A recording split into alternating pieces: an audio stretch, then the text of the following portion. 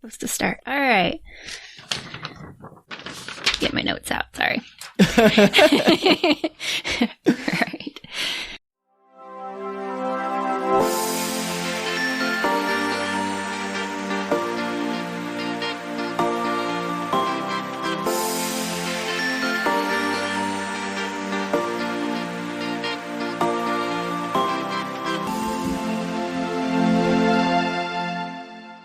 Hello, everybody, and welcome to Book Retorts. I'm your host, Danielle. I'm Sam. Nice to meet you, Sam.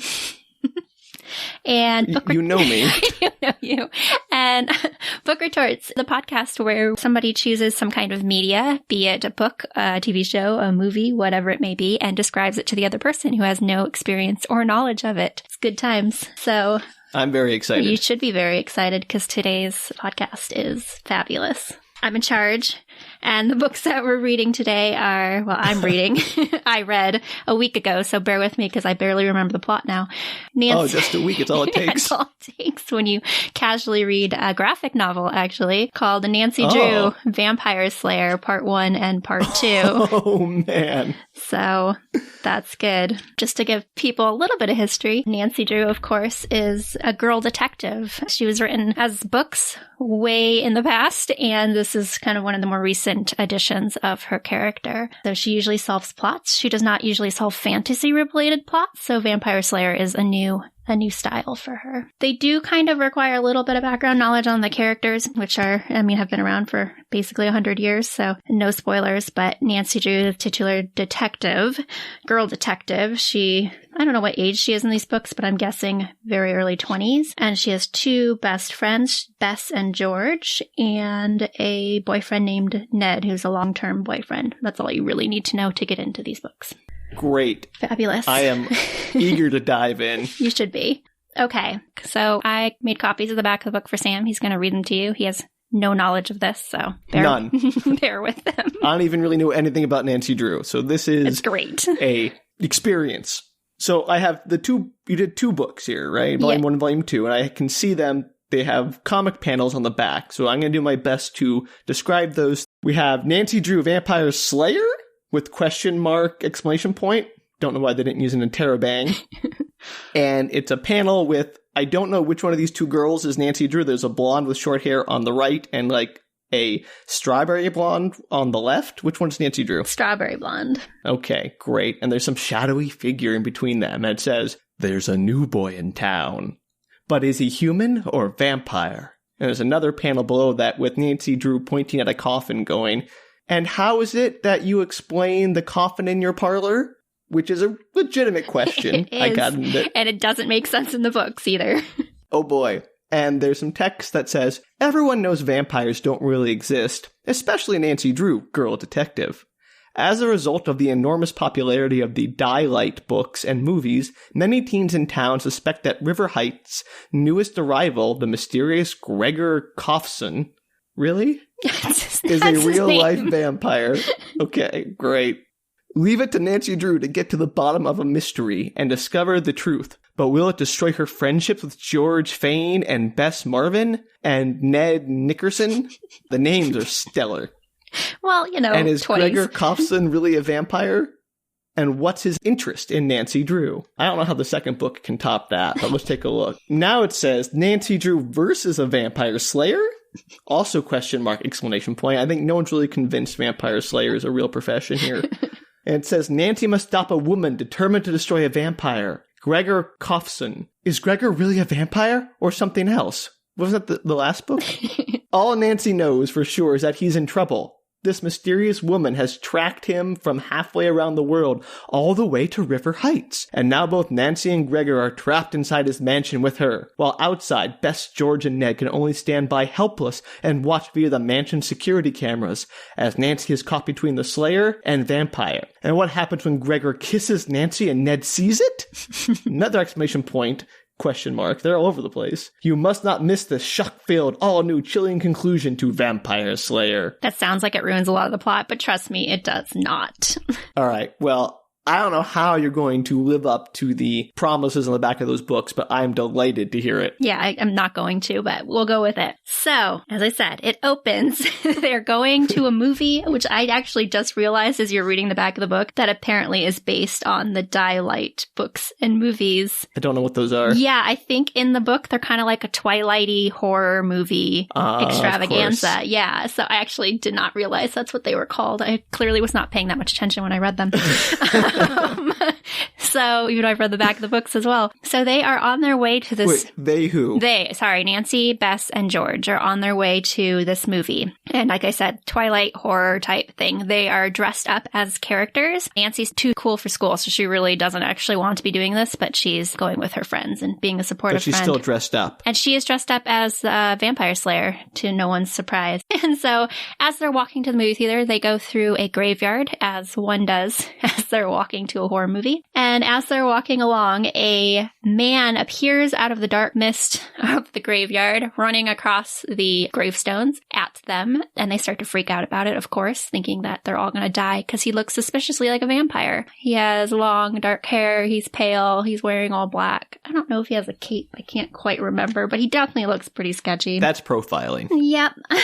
He does kind of have a cape on, like a cloak in the picture, like a long trench coat-y type thing. And he's like jumping over gravestones. He's making like 8-foot leaps over these gravestones. It's actually quite impressive. Wow. It even says, as a dark figure leapt over the gravestone. And we're talking about one of those gravestones that's like really tall. Anyway, so he freaks everybody out, and in some art that doesn't actually quite make sense, it seems to imply that Nancy Drew uses her bow and arrow crossbow to it's not a real one, but she somehow threatens him with it. So she has like a prop crossbow that she's taking to the movie theater, which seems questionable. They're not going to let her take that inside. There's no way. But they do. Like, oh yeah, bring your weapon inside. And she threatens him somehow with it, like seems to suggest that she's going to shoot him or something, and he runs off. And her two friends are convinced that he's a vampire, and she's like, no, it's just some dude running through the graveyard. Why is that their first... how old are these people? Are they like teenagers? I think they're early 20s. I don't know if it says in the book, but they're a little bit older. So the early 20s, like, first conclusion, that guy's a vampire. Yes. Okay. Give or take. Quite a leap. Plot twist, Nancy's dog, Togo, is like running after this guy, apparently, and that's why Was she going to bring her dog to the movie too? I don't understand. Here's the thing. So she has this tiny little dog, and apparently he's like petrified of it. At least that's their thought as to why he was running across the graveyard. And she's all like, oh, you're in the graveyard. That's not an abnormal place for you to be. You need to go home. And she just sends him off through the graveyard, and she's like, no. By itself. Yeah, she's like, no, not that way. You have to go home. And then she's like, yeah, it's okay. He always ends up home anyway. I'm not going to go after him or anything. She's a terrible pet owner. Holy moly. Right? I was dying. I was like, but the dog. That's not good. Yeah. So they're all talking. The friends think that maybe he's a vampire. And then she's just like, he's probably just allergic to the dog. You guys need to chill. Okay. That's the whole first couple pages. And so then they end up at the movie theater, and they're all in line with all the people that are in costumes, and you get some kind of half off deal or something if you show up in costume, which is why they all dressed up. And so they're in this movie, and Nancy Drew gets super bored. She is not into it at all. She's just sitting there. She thinks it's super stupid and that would never happen, and she can't believe her friends are into it. And then she's just looking around the audience, and she sees this person in a cloak in the back that has no face. It's just a person in a cloak. And she thinks it's super suspicious that they're there, obviously, because her spider senses are tingling. And then randomly the person in the cloak notices her and just leaves the theater. And her friends are like, oh yeah, that person in the cloak has been here for all of the showings. And she's like, wait a second, you've gone to all of the showings? And they're like, well, maybe we've gone to all the showings of this Twilight horror movie. Wow. That's okay. That's intense fanism. Yeah. And so Nancy Drew doesn't leave the theater. She's just super suspicious of the person who did leave the theater. But then the movie's over and they go out into the lobby area, and the guy from the graveyard is just standing in the lobby. Maybe he's waiting for a movie, Danielle. You don't know. I don't know, but it seems to suggest that he's not. It seems to suggest that he's there for them. Why? It doesn't actually make any sense in the plot, which we'll get to in a minute. So we haven't actually gotten to the plot yet. Yeah. No, okay. This is all precursor to the plot. And they're all really shocked that he's there because they're still kind of half convinced he's a vampire. And to be honest, in the art, he does have little fangs. So. I mean, that is suspicious. They ask him if he's allergic to dogs, and he's all like, no, I'm just super frightened by them. And small dogs scare me the most. I mean... Yep. That's a thing. And so he asks if he can walk them back through the park back home. And they're like, sure, that sounds good. We'll go with you, stranger. These people are adults, right? Their brains are functioning. Yeah, I assume. I mean, again, I don't know how old they are, but none of them go to school. So I'm thinking that they're either on a prolonged summer break, like every Nancy Drew or Hardy Boys book ever written, or they are young 19 to 21-year-olds. Got it. Mm-hmm. They still live with their parents, but maybe they all go to a local college. I don't know. All right. You know that people from high school all go to the exact same college if they're in a book or a movie together. That's true. It's true. Oh, and so they are kind of weirded out by him. He's like, sorry, I'm not very good with people. I shouldn't have bothered you. And he just walks off. That's literally the entire interaction. So he shows up at the movie theater and then he starts walking through the park. And they're like, are you afraid of the dark? Are you afraid of dogs? What's going on? He's like, sorry, I'm not good with people. I'm going to go. And he just leaves. I've had dates like that. Yeah.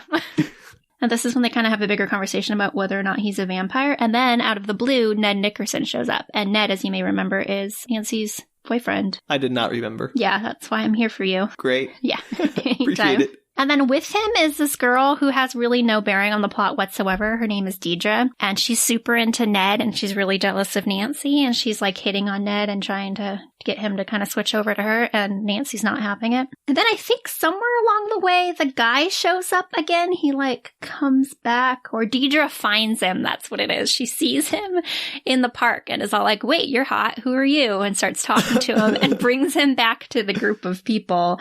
And she's like, oh, Deidre. I heard you were new in town. Like, hey, do you want to go out sometime? He's like, no, I don't really know you. I'm not good with people. I don't want to go out with you. I don't like you. Harsh. Yeah. And she's kind of pissed off because he was talking to the group. She saw him talking to the group of Nancy and Bess and George and thought that it wasn't fair that he would talk to them but not talk to her. And then this is where Deidre gives it away that Nancy is a detective, a girl detective. They're very clear. I mean, is the girl identifier really necessary? It seems kind of patronizing. No, but Nancy uses it herself. She calls herself a girl detective, and I really don't know why. Okay, I guess, she's allowed to label herself however she wants. Yes, she does do that very specifically. I'm not sure what thought process is there. Okay. I think originally it was probably in like the original books to differentiate between her and the like Hardy Boys or the other male who are detectives that were other boy detectives. Yeah, because that was a big thing. And now she just sticks with it because it's or like Encyclopedia Brown, boy detective. I guess that's fair. Yeah, so she's a girl detective. Got it. I don't know why you would use it in a comic that's probably written in the late 2000s. Doesn't here we are. There we are. And so he finds out that she's a detective, and he's like, wait, did you say detective? And she's like, yeah, she solves cases all the time. She's, the 20-year-old girl wonder. And what happens after that? You're like, I don't know. And so he comes back to the group of people and he goes over to Nancy. He's like, hey, I want to take you out to dinner. We can talk about this whole detective thing. And Ned is like, what the heck? Like, are you hitting on my girlfriend right now? And Gregor's like, no, I just want to talk to your girlfriend about some like detective-y stuff. Did he introduce himself as Gregor at this point? At some point he introduced himself, I'm pretty sure. Great. So this is Gregor. Gregor. Yes, sorry. This is Coffson. Gregor. Gregor Coffson, correct. Possible vampire. I'm leaning towards very possible, given his name. Yeah, I didn't name him, but you might find out later why he's named that. Okay. Actually, no, it doesn't. Is he the son of Koff? Yes, son of Koff. That's where the original name came from back in his Romanian Scandinavian town. days. Okay, sure. Anyway, so he invites her to a dinner or a movie or something and to talk about this whole detective thing. And Ned is like, hey, I'm her boyfriend, man. Back off. And Nancy's like, hey, it's fine. Like, he just wants to talk to me. This young, attractive male is just asking me out to dinner and movie casually as a friend. Ned is not usually jealous of anybody, so everybody's super surprised by this. But for some reason, Ned is jealous of this possible vampire who's asking his girlfriend out. Well, I hope he finds his confidence. Yes. So then the next day, I don't think if she answers him, I don't know if she actually answers him about going out with him or not. But anyway, so then it goes on to the next day and she wakes up and there are some flowers delivered and she thinks they're from Ned, but it turns out they're not. They're from Gregor. It's very suspicious. That's weird. He sent her flowers and he sent her a book of mysteries to solve. And she's like, this is kind of dumb, but I guess he's just trying to be a nice guy. And so she does agree to go out on this not date with Gregor. because otherwise there'd be no plot. So she felt kind of bad for him because he's like the new guy in town. So she goes out to dinner with him and she's talking. And so he asks her out clearly with some kind of idea in mind as to why he wants, like, he's obviously intrigued by this whole mystery detective thing. But then he spends like, I don't know, 20 pages not telling her why he asked her out for dinner. He's just like talking to her. Okay. Yeah, it gets delayed for quite a while. Her friends, Bess and George, are kind of like super suspicious of this guy because she keeps going out with him like over and over and over again because she's like, someday he's going to tell me why he wants to go out with me. And now I'm really intrigued because I'm a girl detective and I want to know. It's a mystery. So I want to know what Gregor is not telling me. Sure. Yeah. And so her friends start like researching him on their fancy computers. George is a bit of a tech person. Bess is more the girly, ditzy one. I'm sure she brings something to the equation. Poor Bess. Wow. Way to she's smart. She's really... just okay. She's the like flirty one who always like gets them into trouble and out of trouble with her social skills. And or lack thereof. Yeah, and George is more the like tomboyish, techie. She's in future iterations of Nancy Drew. She's often like more of a... Wait, so George is also a girl? Yes, sorry, George is also a girl. She's the IT one, the one that always like, hacks into stuff and saves them through technology. Does she ever go, I'm in? Probably. Okay. Yeah, it's a possibility because later in the story she does some hacking, and I'll check when we get to that part and see if she says I'm in. Just for you. Let me know when we get to the plot actually, because I'm still waiting for that. Yeah, there's some build up. I'm only like 5 pages in. Give me a break. Oh my, like 5 pages? We gotta get moving. Oh my. It's not that long. The books they're graphic novels. They're not that long. Okay. Anyway, more than 5 pages. So they're searching for information on them and they don't really find anything except that they're like, we don't see any record of him anywhere in the computers except that he hasn't stayed in any town longer than a year. And he has some like sealed documents, which are probably just parking tickets. Okay. So sure. They don't find anything except they actually find quite a lot of information about him. And so they decide in the best interest of Nancy, because now they're feeling kind of suspicious that she's gone out with this guy so many times and he hasn't told her why he keeps asking her out. Obviously, normal people would just think that he's interested in her, but she thinks there's a mystery. And so they decide to break into his house to see. That's a good thing to do. And so, of course, he lives on like the haunted mansion on top of the hill in their town where they live. Yeah. Okay. So they all decide to break into the house, and they talk Ned into it because they're like, Ned, you're getting pretty jealous of this guy, right? You should totally come with us and break into this house, and let's find out what this guy Gregor is up to. And so he goes along for the ride. To keep them out of trouble, I guess. If you keep them out of trouble, you should have talked them out of it. Yeah, but no, he didn't because he's jealous. Right. Boys are dumb. So they break... No arguments here. Yeah. So they break into his house. They just go through a window, I think, that they find open or that they prop open or something, and no security system or anything seems to go off. They just climb into the house. And while they're in there, they open the refrigerator, as you do when you break into somebody's house. First place I look. I know.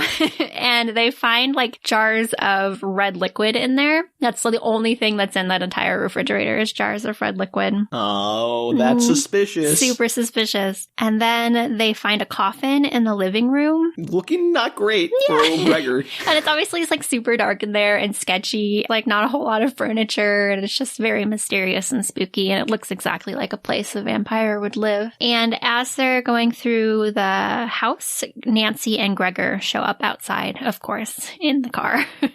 Ooh. I know. And they get all freaked out and they hide behind some curtains, as you do. It's like Scooby-Doo. Yeah. So they go into the house and Gregor is like, okay, I'm going to finally explain to you what's going on now that we're safe in my house, I guess. And he says that he has porphyria, I think is how it's pronounced. Okay. Which is where a lot of the vampire myths came from back in the day because... Oh, I think I might have heard about this. Yeah, like they're really people with... There's different types of porphyria, and please, listeners, correct me if I'm pronouncing that wrong because I did not look that up. Why bother? It's Nancy Drew. Who cares? But a lot of people who have it are really pale. They can't be around sunlight. Sometimes it'll lead to mental illness if it goes unchecked or untreated. There's, like I said, there's different kinds of it, but that's where a lot of the vampire myths came from back in the day. Okay, so he's saying not a vampire, just a sick human. Yes, just a sick human. And he explains that the jars of liquid in the fridge are like a nutritional vegetable juice that he makes because he has to get the right amount of like nutrients, and he has a really hard time like eating regular food.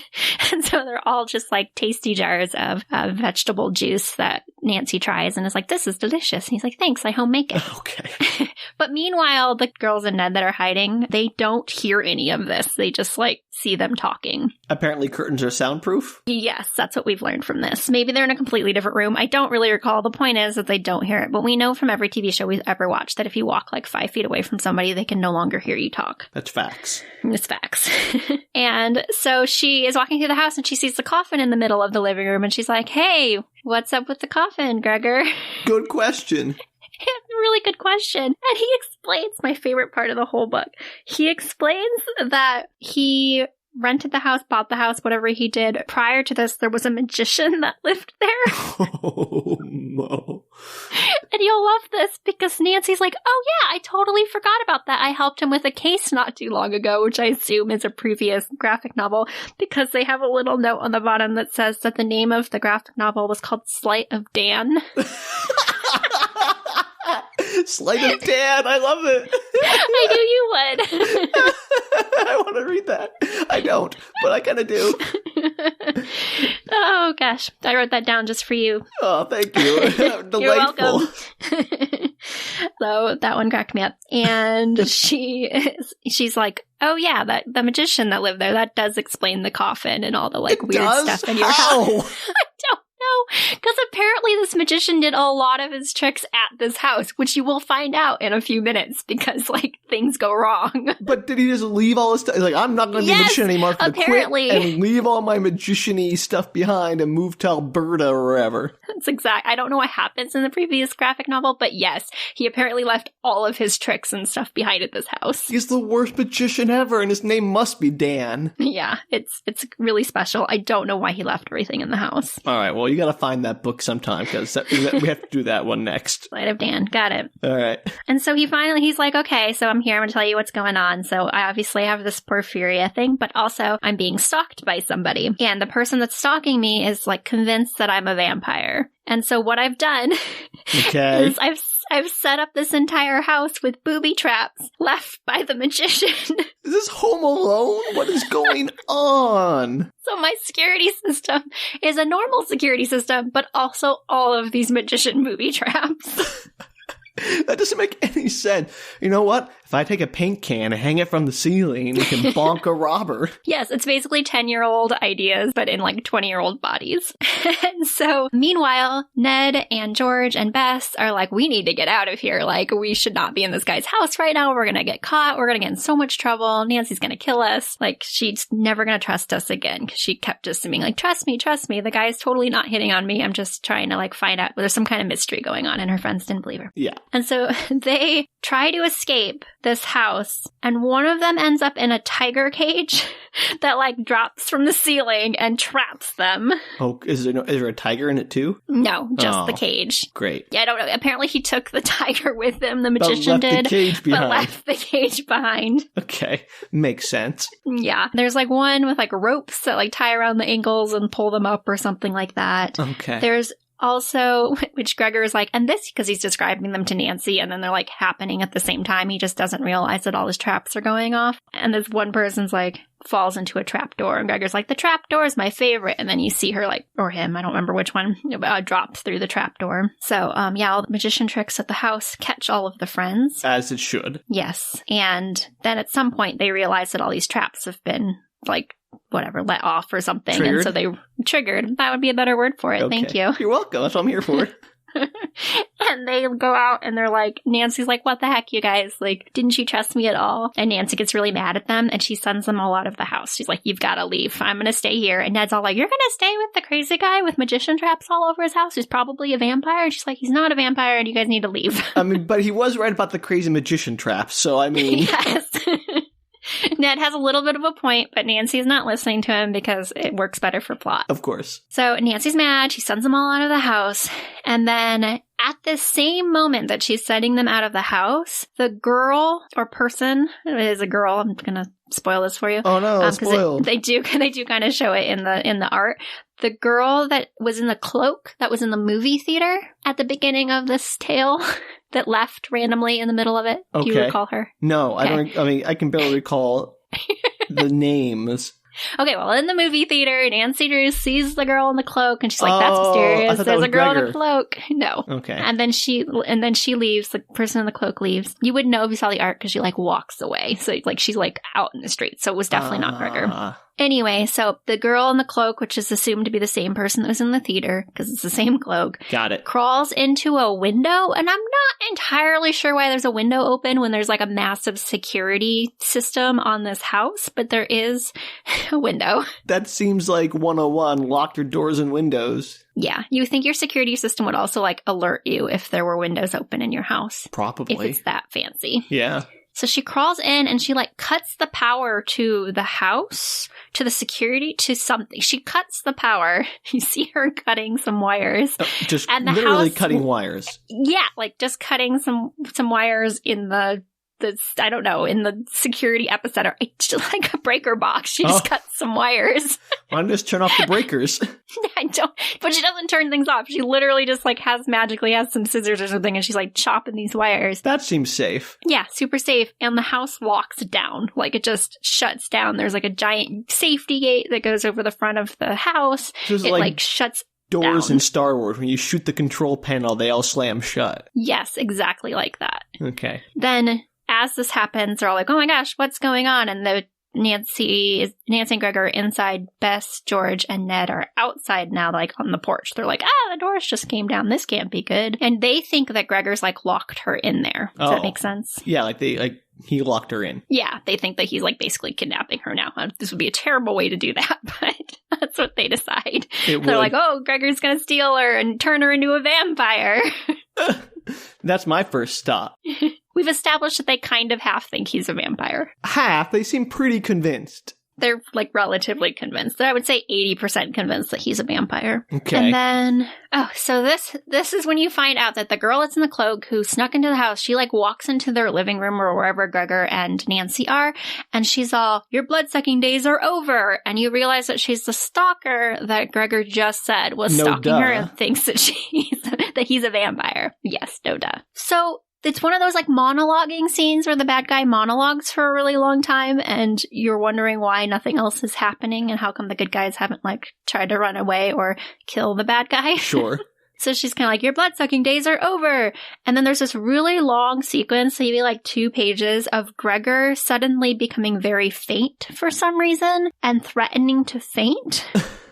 I've got the vapors. Yeah, while the bad guy monologues, or bad girl monologues. Bad person. Yeah, bad person. And she is monologuing about like how Gregor comes from this village in the Carpathian Mountains that she also came from, and that's how she knows that he's a vampire. Okay. You have to bear with me because it doesn't make a lot of sense.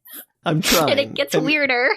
Okay. Great. Yeah, so she's been stalking him like all over the country because for some reason that we don't know yet, she is obsessed with this guy. Thinks he's a vampire, and her proof is that he came from this village in the Carpathian Mountains that's known for raising vampires. Sure, those exist. Yep. And so outside of the house, switching back to that, George pulls out her laptop that she had with her, I guess, and she hacks into the house security from her laptop. I'm not entirely sure. I thought the power was cut. I don't know where. Okay. I don't know how. She doesn't have internet access, I'd assume. She doesn't. I mean, I don't know. Okay. Okay. Magic laptop can hack into buildings. Got it. I was also perplexed, but she somehow magically, with her amazing laptop, manages to hack into the house security. So she can see video footage of the house. Uh-huh. But for some reason, maybe the angle of the cameras, I don't think it's established. She can't see the woman in the cloak. She can only see Gregor and Nancy talking. Okay, so... But she can't hear them. In a blind spot there. I guess. And she can't hear them. She can just see video because apparently the security system's fancy, but not that fancy. Great. So far, makes perfect sense. Mm-hmm. So they're all watching, standing around watching. I think it's like Ned or somebody who calls the police. Somebody calls the police and is like, Nancy's stuck in a house, possibly with a vampire, and it's all locked down, and you've got to get out here. Yes, we broke into the house, but never mind. Please come and rescue Nancy. Well, that seems like something you would want to leave out. Right. And you have to understand that Nancy has a long history with the police in the city, so they're all like, oh, yeah, we'll come out and help her because she solved a lot of our cases, and also she gets into a lot of trouble. So we do know that about her. This is a question I have for, like, all of these detective people, like Nancy Drew, the Hardy Boys, even like Scooby-Doo. Like, what is the relationship with law enforcement? Is this legal? Would it hold up in court? I mean, they're not officially licensed private detectives or anything like that. I don't have an answer to that question. Usually they'll call the police in towards the end of it. So I think it's more like, here are your bad guys and all of your clues. I haven't touched them. Do with them what you will. Yeah, that'll hold up in court. Did you read the Miranda rights? Well, they just like gift wrap the bad guy, and then they come in. They're like, "You're right, he is a bad guy," and then they read the Miranda rights. It's not like they take them to the. I think they just like call the police and say, "There's some bad guy action going on here. You have to arrest them." Great. All right. Well, thank you for clearing that up. What? Hundreds and hundreds of books can't be wrong, Sam. No, clearly not.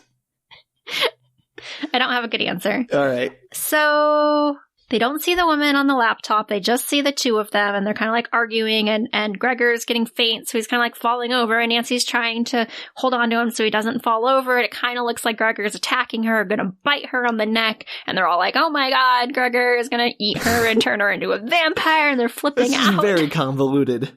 I warned you ahead of time. And eventually, after all of this, so she's monologued, the guy's almost fainted, Nancy's tried to catch him, and now the bad person, the cloaked woman, decides that she's going to attack, finally, after all of this. Using surprise. I like it. Yes, I guess.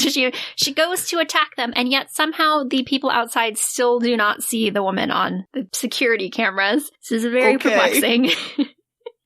And Nancy starts fighting so that Gregor can go and get his magic vegetable juice out of the refrigerator, which is somehow going to revive him. That's what's established, is that like it's his magic source of power and wisdom and abilities. Okay, like the hair of Samson. Yes, exactly. So he runs off because he's useless. So he's like half fainted. He crawls over to like the kitchen and grabs his juice, downs his juice, and now he's like a regular human person again. It's like magic juice. Vampire person, Danielle. Let's not get ahead of ourselves. And so, meanwhile, all this is happening. The police have shown up. At least the police chief or one of the policemen have shown up, and they're like, oh, Nancy's in trouble again. They try to open the door. They can't. And then he yells, we need the jaws of life to get the door open. What? What is the door made of? Is it not wood? I don't know. No, it's like a big security door or something. Like it's metal, like a maybe, yeah. Big metal security. That's insane. It's like a really hardcore door. So they can't get it open. And so the police rush off to get the jaws of life so that they can... Are the windows also like shuttered with metal? Or... Nobody's thought of this yet. They just can't get in the door. They don't go like, oh, there's a window right there. That's made of glass. Much easier to get through. Wait for it, Sam. Oh, okay. I'm sorry. No wonder the police need Nancy Drew. They're idiots. They are. So literally are all standing in front of the door. They go to get the jaws alive. They're trying to pry the door open. Gregor, like, renewed with all this, I don't know, juice. Vegetable juice powers, like Popeye and his spinach. Exactly like that. Actually, that's a great comparison. Okay, great. So Gregor has like an extra jar of the glass of this juice. And so he goes to like throw it at this woman. And Nancy's all like, no, you can't do that. You're going to hurt her. She's attacking, like, what is she attacking with? Does she have like a knife or a gun or what's going on? No, she does have something actually. She has. Is it a steak? What does she have? It might be. It actually might be a steak. Okay. That would be on brand. I feel like as a vampire slayer, one should have some kind of crossbow or a stake. What's with the crossbows in this book? I don't know. She has a cross in one hand. Does she have anything else? She definitely has a cross. Good enough. And she keeps holding it up like she's gonna, I don't know, by the power vested in me, be gone, kind of thing. By the state of New Jersey, where the heck River Heights is. River Heights. Yeah, so she has the cross. I don't know if she actually has a stake as well. She might just have the big honking cross that she has in her hand, as far as I can tell. So her plan was just like smack him around with the cross. That seems sacrilegious. You don't know if she's going to smack him around. Maybe she was going to like put him in his coffin and tie him in there. I don't know. I don't know her plan. Okay. She obviously has some mental health issues, and or he's a vampire and she's a vampire slayer. I don't know. Oh, okay, great. Anyway, so he's going to throw this bottle of juice at her, and Nancy's like, don't hurt her. She just has a giant cross. Yeah. Great. And so nothing to worry about. Not at all. And so in a move that I would argue is just as painful, he goes to throw the bottle of juice, and she like hooks her leg around the woman's ankles and props her up in the air, and she basically like falls onto this metal ground. Wooden ground. I don't know what the ground's made. Don't throw a drink in her face. Just knock her flat on her back. Yeah, to be fair, the drink is glass bottle, so she's gonna throw a whole glass bottle at her. Yes, not just the contents. Got it. Like to throw the whole bottle at her. So the bottle sails past her and hits the wall, and it like spills all over her. So it kind of looks like blood all over her face. Oh, of course. Yeah, and I should explain because at some point the woman's. Her, just in case you care, her name comes up as Garina, Garina. I don't care. Yeah, I'm sure it's relevant sort of later, but not really. And so once the woman's down, she's down. And she's like, how did she get unconscious so quickly? She looks really sick and frail, and I'm really concerned about her. And so Nancy picks her up. They both pick her up, and they kind of drag her over to the couch. And I'm like, wow, she's so small and so light. And I'm super worried about this woman who tried to kill us. I mean, that's very kind and compassionate. Yeah. And in one of my favorite lines, Nancy says, it's not the physique you would expect to see on a vampire slayer. Pray tell, Nancy Drew, how many Vampire Slayer physiques have you seen? Yeah, I know. In fact, if it weren't so silly for so many reasons, I'd say she looks like a vampire! Exclamation point. Oh my god, no. And so they're trying to get this door open on the outside still. Uh-huh. And they try calling her. Why do they try to call her? Just to maybe see if she's okay, because as far as they know, they have not seen a whole lot on the videos, apparently. Like the camera system is not worth anything. It's terrible. They're just like banging on the doors. And then they go back to the security system because they've been trying to open the door. So they go back to the security system on the laptop and they look at it and they see Nancy putting the woman like on the couch, and they're like, wait, who's that woman? And Nancy's alive, and what's going on? I guess because all they saw was like Gregor fainting, so they thought that Gregor had tried to kill her because they thought he was attacking Nancy earlier. Okay, so far so convoluted. Love it. Yes. And so they're like, oh good, I guess he didn't try to kill Nancy. Wait, who did he kill? And why is there blood splatter all over the place? Because that's from the red tomatoey juice. Oh, so the cameras are in color. Apparently, or they at least see. Okay. I don't know. It looks black and white in the pictures, but somehow they know that there's like blood all over. So they can't call out. Now they're like, everything, the business is done. You know, the lady's unconscious on the couch. So they're like, okay, we have to get out of this house because we're also stuck inside because it's shut down. And like none of the cell phones are working inside for some reason. And the outside phones have been cut. So they can't like use the, old school rotary phones that are in this haunted mansion. Haunted magician mansion. Haunted magician mansion. And Ned's getting kind of like antsy on the outside because he doesn't like the idea of watching them on the cameras. He feels like a peeping Tom because Gregor's all like, oh, thank you so much for your help. I really appreciate it. And he's like touching Nancy's face on the cameras. And Ned's like, oh, I'm jealous. Ned, my dude, get together. Especially now that the house has been like under lockdown. And then Bess is like super convinced that he's actually already turned Nancy into a vampire. Bess is not the brightest She's bulb not. in the drawer. And then George like smacks her up the side of the head and is like, dude, that's not what's happening. You need to chill. All right, I feel better then.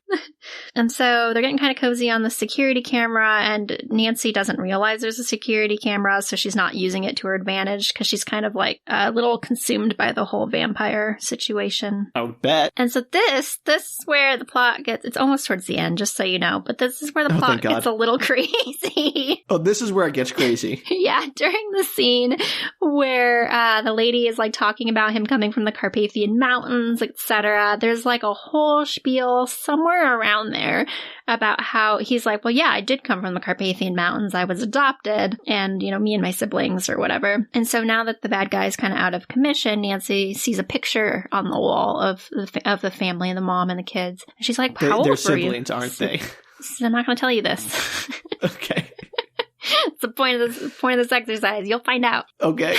So Nancy's all like, how old were you when you were adopted? And he's like, oh, I was 5. You know, my mom was really poor and she was raising us alone. And then she realized that, like, my sister and I both developed porphyria. And she didn't know how to take care of us, you know, in this village in the mountains. And all of the locals thought that we were vampires because, you know, that's what it was like when we couldn't go out in the sun and were really pale and ate weird foods. You mean solid reasoning. So all the kids would like throw rocks and were really mean to them. And so the mom ended up contacting her sister, who I think lived in America or was at least married to an American. And the couple were like, well, we can't take care of 2 sick children, but we can take care of one of them. So pick one and send them. What? And that's awful. It's like a Sophie's choice. I know. But they kind of work it out with her to adopt the son so that they have like an heir that they can raise, basically. An old school thought process there. Great. So the sister continued to live in Albania with his mother, and the other brother that wasn't sick. And that was the last time that he saw them, was after he moved. He was never able to go back. And then just like the aunt and uncle's health kind of deteriorated. They eventually passed away, I believe. And then the mom died. So you get all this backstory as to like what happened. That's a lot. I know. It's in like 2 pages too. After the uncle died, they sent letters to try and get the sister back, like to have her come to America, but they could never get a hold of her. So they weren't able to find either the brother or the sister. So he's just lived alone like the rest of his life. Well, so sad. Very. It's very sad. And so meanwhile, they're just hanging out in the house. They seem unconcerned with the fact that they're stuck in the house. Yeah, that seems like the first thing would be getting the security system out of lockdown. You would think so, but no, they're just chilling and chatting, and they decide to drink some of the juice. Okay. I just sit at my couch drinking juice. Yeah. It's like he's like a toast to tonight and to you, Nancy Drew. You saved my life. She's like, it's definitely healthier than champagne. I'll drink to that. No, that's awful. Oh, that's awful. And so Ned sees them toasting with the magic juice, and Ned gets kind of jealous again. And then the woman starts to wake up. Nancy is like, she looks kind of dehydrated and half starved, super frail. I'm going to feed her some of my magic juice. Oh, no. And she's like, whatever physical problems she has, she'll probably still have these dangerous mental health problems when she wakes up. So we need to be careful. And he's like, I think we should bind her up with some of the rope the magician left in the basement because we don't want her to get away. Sure. Okay. And he's like, I don't know if that's the best idea. And then when they turn to look, the woman's like gone off of the couch. Great. You could have put her in the tiger cage, maybe. Yeah, that would have been a better solution, but no, they left her on the couch. Okay. And then, in the outside, so meanwhile, they're like trying to figure out what's going on, who this Gregor guy is, like what's going on with the house. They did a background check on Gregor, and they find out that he had an unidentified stalker. I don't know why George didn't find this out when she was doing her background check on him. Makes you question her abilities. She's getting lazy. Yeah, apparently. And they find out that he has a rare blood disease that makes him hypersensitive to sunlight. And so his stalker thinks that he's a vampire because he can't go out in the sun. Everybody finds out that he's not actually a vampire. And then the chief of police or whoever this guy is like, but this is supposed to be confidential police business. Oh, but I just told you anyway. Yeah, I think it's Ned who's like, yeah, like anything involving Nancy Drew remains confidential police business for more than a minute. That's not a good thing. Yeah. And then they're trying to still get it open, and they're like, we need to get her out of there. She could be in serious danger if she's in there with the stalker, because they know the woman is in there. And now they're thinking maybe the woman is the stalker. And they're like, yeah, we're trying, but the jaws of life just aren't opening this door. Okay, they actually got them. Great. And then Bess is like, those jaws may just be chewing on the wrong entrance. Sorry. Well, that's my girlfriend said. Just realized how bad that sounded. And then they talk to George. They're like, maybe we could find the access codes. And so George is trying to figure that out. And meanwhile, Bess is like going around the house seeing if they can get in a different way because they just thought of this plan.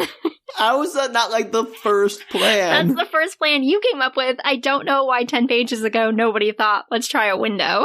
Is this like River Heights on like a chemical plant? Is everybody like suffering? Okay. It's pretty special. And then Nancy Drew goes down to the basement. She's trying to find the rope. So if they catch the girl again, they can like wrap her up with some rope. And then while she's down there, the cloaked person, of course, creeps up behind her. She's thinking about the cloaked person too. Like, it was very suspicious. Like, I'm not super sure. But like, if this is a stalker, we're probably in trouble. So she's like contemplating in her head kind of like what the deal is with the stalker woman. And then she hears a noise. She turns around and the woman has like a giant sword, which is one of the magician swords that were there, like the ones that they stab into boxes, but, you know, don't kill the person inside of the box. So apparently she like took a sword out of the box and is like swiping at Nancy now. Ooh, that's better than the cross. Yep. And Bess finds a window. Oh, Bess has always had a mechanical mind, so apparently she's the engineer. Now you know what her contribution is to the group. The engineer who thinks everything's a vampire. Got it. Yes. Nobody said she's rational. She is like emotional rational. Oh. That's what she is. We don't know what order this is coming out in. You can't call back to something that hasn't been released yet. I just said she was an emotional rational. I know what you're doing, Danielle. You called it back. Anyway. So she's all like, wait, I think we'll have a better shot opening this window. Look, it kind of looks like it's partly left open. Like maybe we can pry it all the way open and get inside. Meanwhile, what's happening? They're trying to scan for the codes to get the security system open, but haven't had any luck. And then Nancy notices that she's about to get stabbed, and she's all like, magic is all about diversion.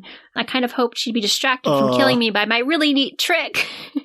And then she does some weird rope trick. What? I don't quite understand what's going on, but she manages to distract the woman long enough to tell her, like, I'm your friend. I don't want to hurt you. Gregor, she thinks that Gregor might be her brother. This is what her conclusion is, as you so rightly guessed earlier. They teed it up pretty heavily. Yeah, but she doesn't want to, like, tell the woman because she's afraid it'll, like, kind of startle her very fragile mental health state. And for some reason, the woman believes Nancy of being her or like, Nancy's like, I'm your friend. I don't want to hurt you. And then the woman's like, well, I guess maybe you might want to be my friend. She's like, no, it's true. Nobody wants to hurt you. I swear to God, this is what's going on. That was easy. I know. She's like about to stab her and then is like, wait, you want to be my friend? And then right as that happens, friendship. Friendship solves everything. We know this. Friendship is magic, apparently. Sam. Friendship is magic. Okay. And right as all this is happening, Bess manages to get the window open, and like the light from the cars and everything shines through the window and the sun, and it like the woman's like, it burns. Wicked Witch of the West style. Yeah, and Bess, who's like climbing in the window, is like, Nancy, oh no, is she a vampire? And she's like, no, Bess, for the love of God. Bess is an idiot. I love her. She's the best character by far. And so Nancy's like, okay, we need to get her to a hospital. Like, she's clearly really ill. And meanwhile, George manages to get the security code system somehow magically and raises all the window shields and door shields, and they're able to get into the house. And everybody's like, yay, that's so exciting. George saved you. Yeah. And then Ned comes in and is they all like, oh, they're hugging and they think that everything's going to be okay. And then you find out that Gregor is like, they can't find Gregor anywhere. And they're like, where did he go? And then the coffin opens up very slowly. And he hid when all the light came into the house because, you know, he can't be around light. Of course. So everybody freaks out because for a second they think that he's a vampire again because they're not very smart. Apparently not. And then Gregor is really thankful to Nancy, and Ned gets kind of like, again, jealous about it. It's an ongoing theme. Apparently. And she's like, I just didn't, this is my favorite. She says, I didn't even realize how jealous Ned was. Nancy's not a good detective. She's not observant. She's not like smart. These people are awful.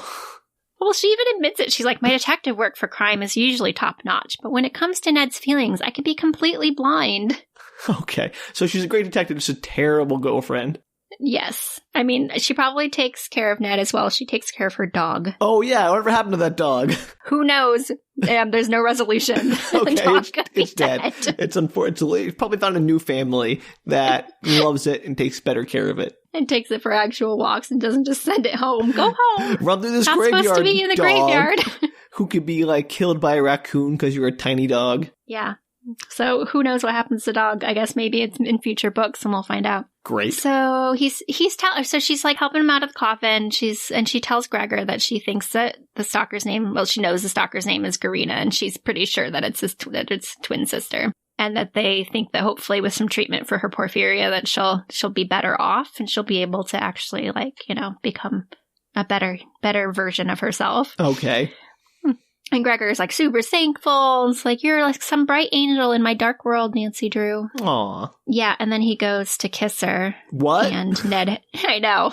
So Ned's already out of he gets like mad when he gets jealous and he leaves. And then he happens to be like standing right next to the security cameras when Gregor goes in to kiss her. He sees them kiss, but he doesn't see Nancy push him away, of course. Of course. Yes, of course. Is it over yet? Yeah, like 2 or 3 pages. Okay.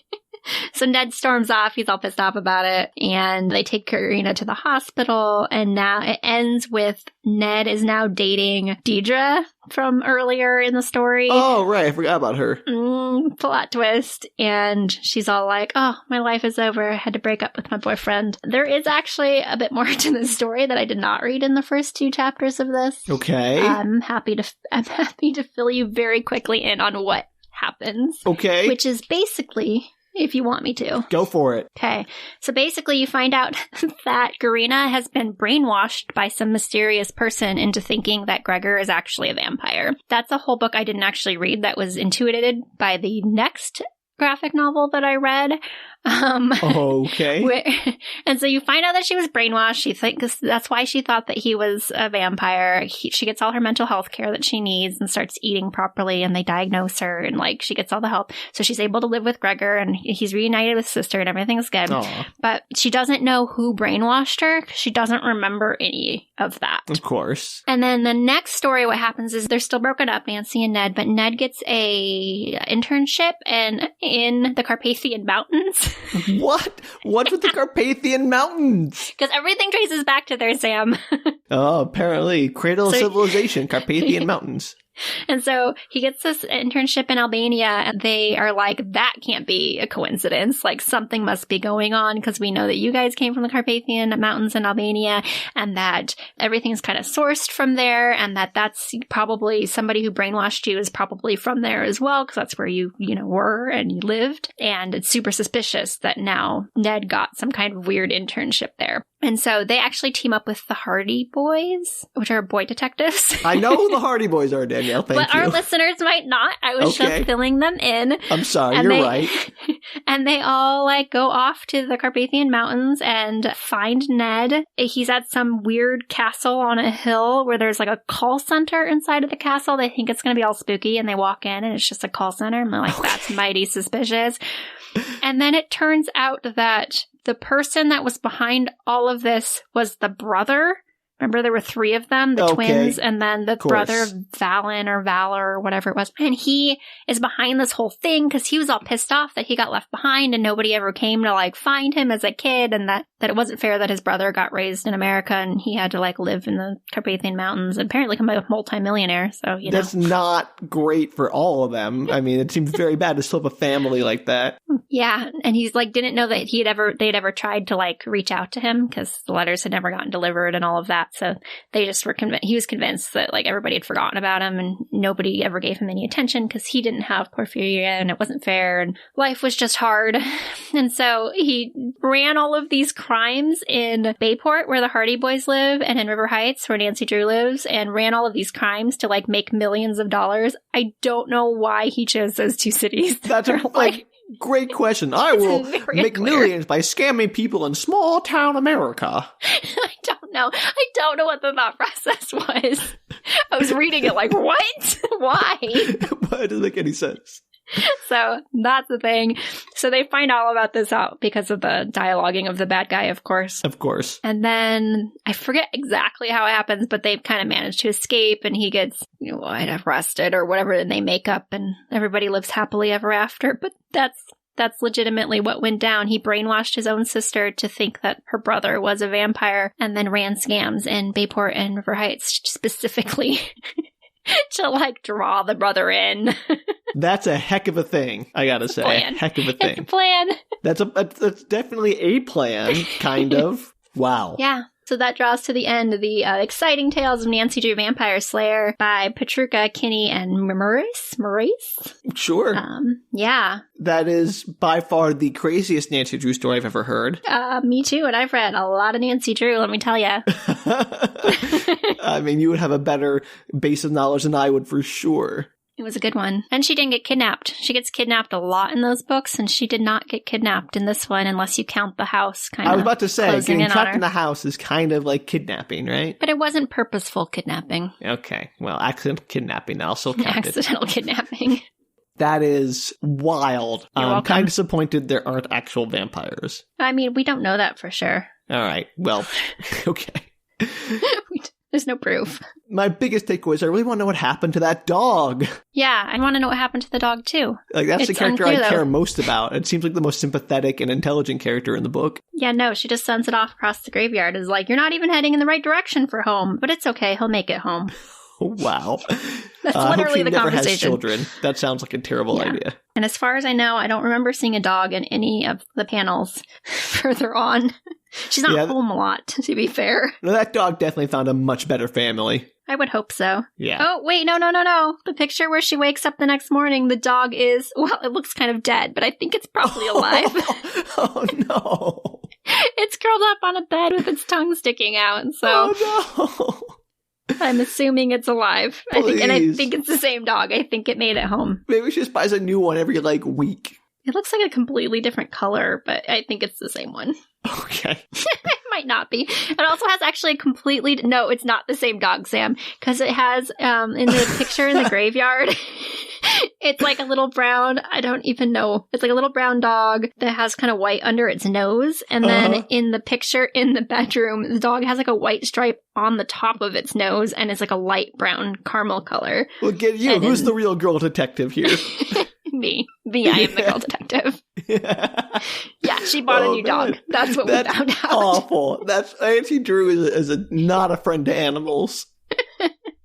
Yep, she either has 2 dogs at home or she bought an entirely new dog after the graveyard incident. I'm sticking to my current theory. She loses her dog every week, and whenever it finds its way home, she just buys another one. That's entirely possible. She's pretty well off. I imagine she could afford to buy unlimited dogs. Oh, look at Nancy Drew, the 1% over here. Poor Nancy. Poor Nancy? What do you mean? We're so mean to her. Deservedly so, based on what I've seen in these, I guess what you told me about these books. She's vaguely obnoxious in this version. I don't find her as charming as she is in the books. I mean, fair enough. Maybe she's a better person in the novels. That's possible. She does have more character development in the novels. Okay, well, I'll have to leave that for another day because I have no way of knowing that, and I certainly am not going to sit through another one of these right now. You're lost. Nancy Drew, the Vampire Slayer. Oh, well, thank you for sharing that, Danielle. It was something. It was. I agree. If our listeners have any questions or perhaps some experiences with Nancy Drew they'd like to share with us, you can visit our website, bookretorts.com. We'd love to hear from you. Are we just being too mean to Nancy? You be the judge. I don't think we are, at least in this rendition of her. But yeah, reach out to us if you have any comments, questions, concerns. You can reach out to us on our website at bookretorts.com. But we'd love to hear from you about Nancy Drew. Or the Hardy Boys, actually, which actually are my favorite. No offense, Nancy. I'm going to plug your ears. I'm going to cover her up on the cover of the graphic novel. She didn't hear that. Okay. Feminist icon. She didn't hear me say that I like the Hardy Boys better. If anything else you want to share, don't. We only Nancy Drew the Hardy Boys, apparently. No, that's it. That's all I want to hear about from any of our listeners. All right. Well, if you have something else you'd like to share, I'd like to hear about it. So you can send it to me. Well, I guess that will do. So until next time, goodbye. Take care.